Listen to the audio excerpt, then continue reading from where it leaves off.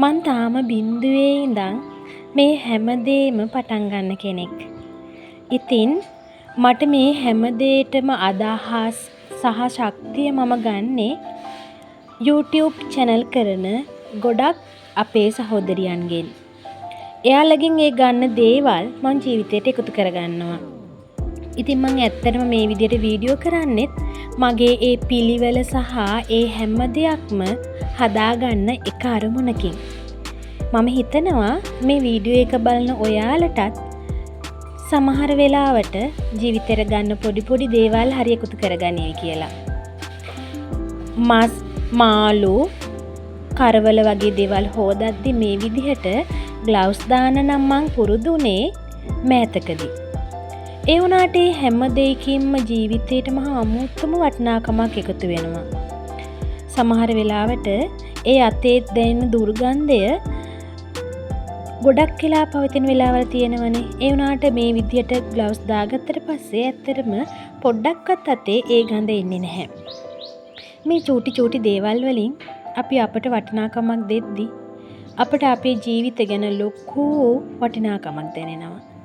ඉතින් ඉක්මනටම මාළු ටික හදන්න මම හැදුවේ අද චුට්ටක් පරක් වුණා. මාළු ටික අරන් ටිකක් වෙලා ගිය නිසා මම දැන් මේ ඉක්මනට මාළු ටික උයා ගන්න හදන්නේ. මම සාමාන්‍යයෙන් මට පුළුවන් හැම වෙලාවකදීම 3-5 ගෙදරදී හදා ගන්නවා. හැබැයි කඩෙනුත් ගන්න වෙලාවල් තියෙනවා. අද ඉතින් ඔන්න මගේ පොඩි 3-5 බෝතලේ 3-5 ඉවර වෙලා. මම සාමාන්‍යයෙන් 3-5 කිලෝ එකක් විතර කොටලා ලොකු බෝතලයකට දාලා තියෙනවා. ලොකු බෝතලේ ලුණු කැට කිහිපයක් දාලා තියෙද්දී සතියකට පාරක්වත් හොල්ලනවා නම් මොකුත් මේවට වෙන්නේ නැහැ. ඔන්න ඉතින් මගේ ලොකු බෝතලේ තියෙන 3-5 ටිකත් ඉවර වීගෙන තමයි යන්නේ. මේ සැරේ මට 3-5 ටික හදලා දෙන්න ගොඩාක් උදව් වුණේ නිලන්ති අක්කා. ඉතින් ගොඩාක් වැඩ තියෙන කාර්යබහුල කාලවල ඇත්තටම ඒ උදව්ව මට මාරම වටිනවා. ඉතින් නිලන්ති අක්කටත් ස්තුතිවන්ත වෙන්න මම මේක අවස්ථාවක් කරගන්නවා. ඒ විතරක් නෙමෙයි. රෑට කූඹි මීයෝ සමහර වෙලාවට එන්න පුළුවන්නේ. මම මෙන්න මේ විදිහේ භාජනයක් ඇතුළට ඒ වගේ උයන්න ගන්න පොඩි හැමදේම දාලා වහලා තියෙන්නේ. එතකොට චූටි බයක්වත් නැහැ. චූටි දේවල් කියලා කියන්නෙම ජීවිතේට ලොකු දේවල් එකතු කරන දෙයක්. සර්වේට් එකක් එලාගෙන මේ විදිහට එළවලු කපද්දී ඒ වැටෙන හැම දෙයක්ම ඉක්මනටම අයින් කරන්න පුළුවන්. විශේෂයෙන් උදේට වැඩට යන වෙලාවට ඒක හරිම පහසුයි. ඒ විතරක් නෙමෙයි. එළවලු කපද්දී ඒප්‍රම් එකක් අඳින්නත් පුරුදුනේ මම මෑත කාලෙදී. ඇත්තටම ඒකෙන් ඒ දැනෙන අමුතු හැඟීම හිතට මාරම දෙයක්. ඔයාලත් එහෙම අඳින්නේ නැත්තම් එහෙම චුට්ටක් පුරුදු වෙලා බලන්නකෝ. සිතවිලි පවා පොඩි දේවල් වලින් වෙනස් වෙනවා. ඒක තමයි ජීවිතේ. මේ වීඩියෝ එකෙන් ඔයාලා ජීවිතේට පොඩි හරි දෙයක් ගන්නවා නම් ඒක තමයි මගේ සතුට. මේ කරන වැඩ අතරේ මගේ අඩුපාඩු ගොඩක් ඇති. හැබැයි ඒ හැමදේමත් චුට්ට හදාගන්න අනිවාර්යයෙන්ම මම උත්සාහ කරනවා. හාල් ටික හොදගන්න තමයි මම මේ දැන් සූදානම් වෙන්නේ. මම සාමාන්‍යයෙන් මේ වගේ පොඩි බකට් වලට හාල් එක වර්ගයේව දාලා තියෙන්නේ. ඒ බකට් එක යටින් ලොකු පියනක් තියලා ඒ පියනට වතුර පුරවලා තියෙනවා.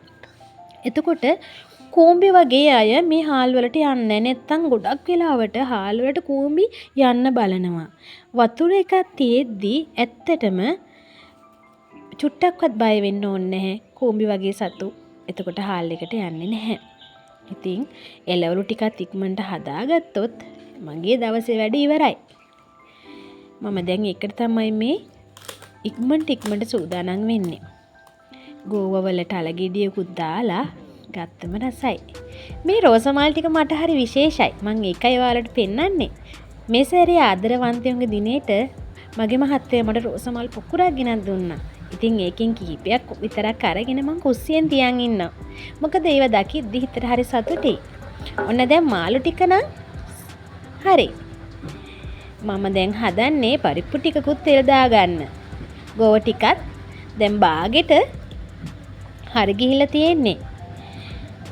ඉතින් ඉක්මනටම දැන් මට තියෙන්නේ ගත්ත භාජන ටික හොදලා පිහ දාලා අරන් තියන්න විතරයි. ඉතින් ඒකට වැඩි වෙලාවක් යන්නේ නැහැ. වෙනදා නම් මට ඇත්තටම ගොඩක් වෙලා ගියා. සමහර දවසට උදේට ඉස්කෝලේ යද්දි මට මේ ටික අස් කරලා යන්නවත් වෙලාවක් නැහැ. හැබැයි දැන් මම මේ විදියට පුරුදු වුණාට පස්සේ විනාඩි 5ක්වත් යන්නේ නැහැ මේ හැමදේම කරන්න. ඉතින් මම හිතනවා ඔයාලත් මේ දේවල් ජීවිතේට එකතු කරගන්න. සමහර විට මීටත් වඩා හොඳට මේ හැමදේම කරන මගේ යාළුවෝ ඇති. ඉතින් ඒ යාළුවන්ගේ අලුත් අදහස් තියෙනවා නම් මට ඒවා